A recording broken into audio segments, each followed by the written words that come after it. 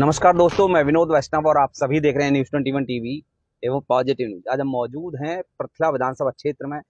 देखिए, चुनाव संभावित प्रस्तावित है, अक्टूबर माह में चुनाव हर बार हो जाता है, तो इसी संदर्भ में हम पहुंचे हैं। डॉक्टर नीतू कुमारी हैं, कांग्रेस पार्टी की संभावित एवं प्रबल दावेदार हैं विधायक पद की। इनसे हम जानेंगे। मैडम, आपसे एक सवाल कि प्रमुख मुद्दे कौन से होंगे जब आप चुनाव की बातें करते हैं, तो मतलब पृथला विधानसभा क्षेत्र के लिए कौन से प्रमुख मुद्दे हैं इस समय? विनोद जी, हमारे जो मुद्दे हैं चुनाव के इस बार, पिछले 10 सालों से जो सरकारें यहाँ रही हैं उनमें हमने देखा है कि हमारे यहाँ सबसे बड़ी बेरोजगारी का मुद्दा है। हमारे पिछले विधानसभा में 300 साढ़े 300 से ज्यादा इंडस्ट्रीज लगी हुई हैं। उसके बाद भी सबसे बड़ी बेरोजगारी हमारे यहाँ पर है। सारे बाहरी को यहाँ पे नौकरियां दे दी गई, हमारा नौजवान बेरोजगार रह गया। आप देखेंगे किसानों के मुद्दे देखें आप, अनाज मंडी में हम लोग पिछले महीने गए और वहां पे अनाज की दुर्दशा देखी। किसानों का बुरा हाल हो चुका है, नौजवान बुरे हाल हैं, पस्त हो चुके हैं नौजवान। महिलाओं का हाल देखिए आप, कहीं नौकरी नहीं है, बेरोजगारी है।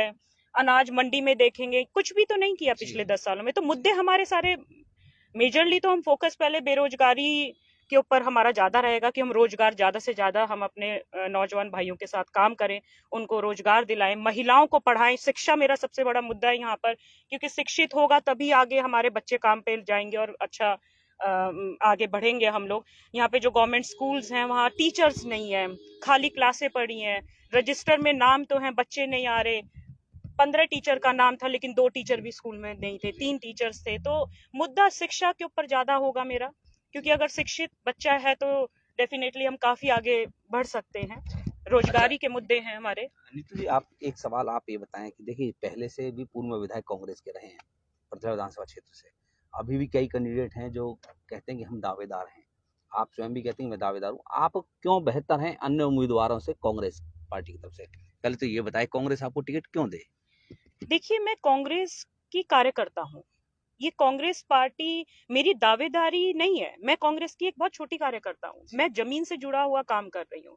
मुझे दावेदार बन के और ऊपर की बातें करना नहीं आता। मैंने जितना भी काम यहाँ पे किया है वो जमीन से जुड़ा काम किया है। मैंने शिक्षा के ऊपर काम किया है। मेरी ये जन्मभूमि है, मैं प्याले गांव से जन्मी हूँ। और मेरा ऐसा नहीं है कि मैं दावेदारी दूं और ऊपर की बातें करके मैं अपने घर बैठ जाऊं। मैंने मैं आप देखेंगे पिछले 2-3 साल से जो मैं काम कर रही हूँ यहाँ पे, मैं जितने भी मैंने काम किया अपने किसान भाइयों के लिए काम किया। हमारे मोइना कट पे इतने आंदोलन चले, उसमें बढ़ चढ़ के हम आगे रहे। महिला होने के बाद हम वहाँ पे दिन दिन रात रात भर गर्मी सर्दी सब हमने वहीं निकाली है। आप रोजगारी में आप देखेंगे कई आप सरकार के घोटाले देखिए कि जो पर्ची मिली हमारे भाइयों को जो पॉवर्टी लाइन के बिलो थे, उनमें उनका जीरो आगे ज्यादा लगा के उनको उनका पैसा मार लिया गया। तो हम बहुत जमीन से जुड़ा हुआ काम कर रहे हैं और दावेदारी मेरी है, बिल्कुल है, क्योंकि अब पृथले विधानसभा में काम करने की जरूरत है। वहाँ हर एक कांग्रेस पार्टी से लोग जुड़े हुए हैं, लेकिन पिछले 10 सालों से आप देखेंगे हम कांग्रेस वहां से आगे नहीं निकल पाई, हारी है कांग्रेस। कुछ मुद्दे रहे, कुछ आपसी मतभेद आप कह सकते हैं। आप कह सकते हैं कि मतभेद रहा लोगों में। कांग्रेस को वोट देना भी चाहा लोगों ने, लेकिन दिया नहीं। क्यों नहीं दिया? मतलब आप ये तो आप मतलब मुझे लगता है कि आप इशारा कर रहे हैं दूसरे पूर्व विधायक की तरफ कि उनके कारण वोट नहीं मिला। देखिए, मेरा उनसे मनभेद नहीं है, मेरा सिर्फ मतभेद है। क्योंकि आप एक सामाजिक आदमी हैं, आप समाज में हैं, आप मान सम्मान के साथ समाज में रहेंगे। आप एक बड़े 36 बिरादरी को एक साथ लेके आप चलना चाहिए आपको। आप बड़े बुजुर्गों को, आपको सरपंचे हो गए हमारे, पाल हो गई हमारे यहाँ, आपको सबको एक समानता के साथ सम्मान देना चाहिए। और जब वो सम्मान आपके साथ होगा तो लोग आपके पीछे नहीं चलना पसंद करते। आप उनके साथ चलेंगे, उनके सलाह पे चलेंगे। एक साथ जुड़ के जब काम होता है ना विनोद जी, तो मुझे लगता है वो संगठन सबसे मजबूत होता है।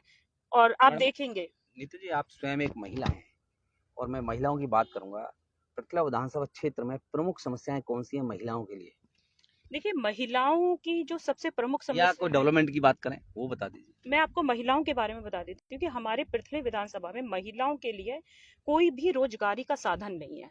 हमारी जो पृथ्वी विधानसभा की महिलाएं हैं वो रोजगार के लिए दूर दूर जा रही हैं। कोई पलवल चली जाती हैं, कोई बल्लभगढ़ से आके फरीदाबाद आ रहे हैं, मतलब एक पूरा डिस्टेंस ट्रेवल कर रहे हैं। जबकि हमारे अपने पृथ्वी विधानसभा में रोजगारी के साधन है। उसके बाद भी हम अपनी महिलाओं के साथ ना उनको एक साधन प्रोवाइड नहीं कर पा रहे, और ये हम पीछे जाते जा रहे हैं। यही रीजन है कि हमारी महिलाएं, एक महिला होने के नाते जो काम के चक्कर में इतना दूर ट्रेवल कर रही है, क्या वो अपनी विधानसभा में हम उनको सुविधाएं नहीं दे सकते? बिल्कुल दे सकते हैं। थोड़ा सा आपको अपनी नीतियों में सुधार चाहिए, थोड़ा आपको समाज में सम्मान चाहिए। आप देखिए उसके बाद कितना बढ़िया हम देख करते हैं अपनी विधानसभा में काम। मतलब आपका जो ये कह रहे हैं कि महिलाओं को आप सम्मान सही तरीके से देने का काम करेंगे। अब सवाल आपसे अब ये है कि डॉक्टर मान निरंतर प्रयासरत हैं पृथ्वी विधानसभा क्षेत्र के लोगों के लिए। हाँ जी। आप तीसरी बात ये है कि मैडम आपने कहा कि मैं बेहतर इसलिए हूँ कि मैं दिन रात लगी हुई हूँ। जो वर्तमान में एक भाजपा पृथला की मैं बात करूं, पृथला ने ज्यादातर विपक्ष को चुना, हमेशा मतलब विपक्ष के विधायक को चुना, सत्ता के साथ नहीं गई है पृथला विधानसभा। कारण क्या है? ये एनालाइज आपने किया? क्योंकि आप शिक्षित हैं इसलिए मैं आपसे बात कर रहा हूं। देखिए, पृथला विधानसभा एक ऐसी विधानसभा है जो हर एक उस चेहरे के साथ काम करना चाहती है कि उसको लगता है कि अगर इस चेहरे को हम जिताएंगे तो ये हमारी विधानसभा को आगे बढ़ा दे, हमें तरक्की दे, हमें हमारे नौजवानों को आगे बढ़ाए, हमारे महिलाओं को शिक्षा पे काम करे। लेकिन ये दुर्भाग्य समझ लीजिए कि जितने लोगों ने, कोई बाहरी भी जिताए, कई किसी को निर्दलीय भी जिता दिया, भरोसा करके जिता दिया, लेकिन इस भरोसे में आपने भरोसा लोगों, जनहित के लिए लोग आपको जिताते हैं। संगठन जो आप बनाते हैं वो आपके भरोसा करके आपको जिताया जाता है, लेकिन आप उस पर खरे नहीं उतरे, आपने कोई काम नहीं किया। आप ऐसे ऐसे गांव भी हैं जहाँ पे आप कभी मुड़ के आपने नहीं देखा, तो आप ये जनहित जन कल्याण की जो बात करके आप जीते, लेकिन अगर आप ऐसा नहीं करेंगे तो जनता आपको नीचे भी लाना, अगर आपको सिंहासन में बैठाना जानती है तो नीचे भी लाना जानती है। अच्छा डॉक्टर नीतू, आप ये और बता दीजिए कि अगर आपको मौका मिलता है, कांग्रेस पार्टी आपको टिकट देती है और जनता आपको आशीर्वाद दे देती है और विधायक बना करके चंडीगढ़ भेजती है, तो सबसे पहला कोई काम ऐसा आप मुझे बताएं, चाहे महिलाओं से जुड़ा हो, चाहे युवा से जुड़ा हो, या आम वोटर से जुड़ा हो, कौन सा काम करना पसंद करेंगे? सबसे पहला कोई एक काम ऐसा बताएं आप। देखिए, सबसे पहले अगर जनता मुझ पर भरोसा करती है, पार्टी का सहयोग मिलता है मुझे, तो सबसे पहला काम मैं एक रोजगारी पे करना चाहूंगी, क्योंकि मुझे ये यकीन है, और एक शिक्षा के ऊपर। अगर शिक्षा और रोजगारी पे हमने काम कर दिया तो हम ये मान लीजिए कि हमने 50% काम कर दिया, क्योंकि शिक्षा होगी, रोजगारी होगी, तो खुशहाल जिंदगी के आगे जो मेरी जनरेशन है, युवा नौजवान जो हमसे जुड़े हुए हैं, उनका सबसे ज्यादा उनका यही डिस्कशन रहता है कि मैडम पढ़ तो लिए, घर बैठे हैं, क्या करें? पढ़ तो लिए। आप देखिए हमारे पृथला विधानसभा में कई जगह ऐसी हैं कि पढ़े लिखे लड़के अब नशे की तरफ भी मुड़ते जा रहे हैं। तो उनका हम उनसे मिले, हॉस्पिटल लेके गए, मैंने कहा बेटा क्या दिक्कत क्या है?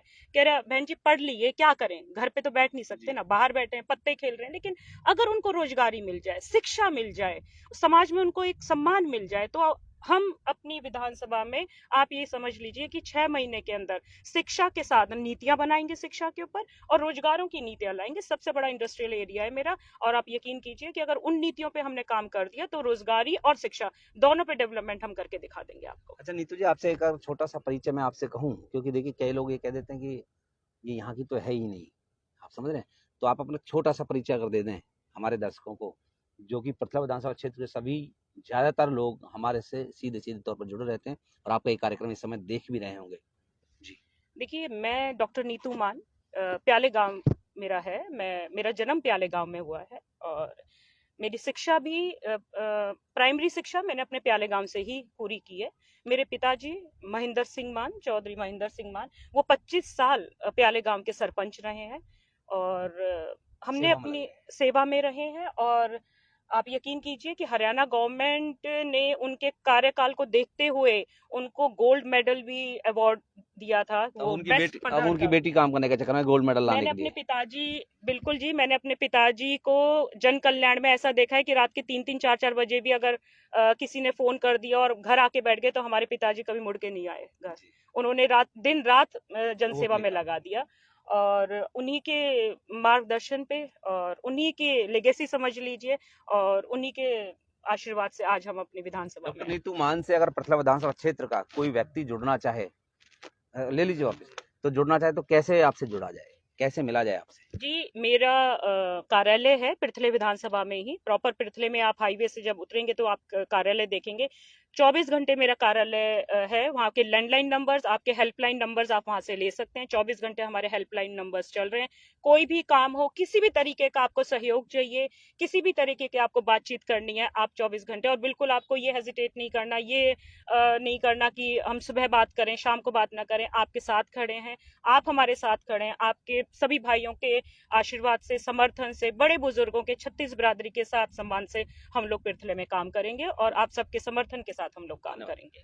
दोस्तों, आप सभी अगर नीतू मान से हमारे माध्यम से कोई सवाल करना चाहते हैं तो निश्चित तौर पर आप कमेंट बॉक्स में कमेंट डालें। आपके सवाल का जवाब दिलवाने का हम काम करेंगे। इसी तर्ज पर हम हर विधानसभा क्षेत्र से जो भी विधायक पद के दावेदार हैं या पूर्व विधायक हैं, वर्तमान में विधायक हैं, मंत्री हैं, सबका हम एक एक इंटरव्यू इसी तरीके जैसे पिछले वर्ष हमने जैसे पिछले चुनाव में दिखाया, इसी तरह अब दोबारा से दिखाएंगे और आपके सवाल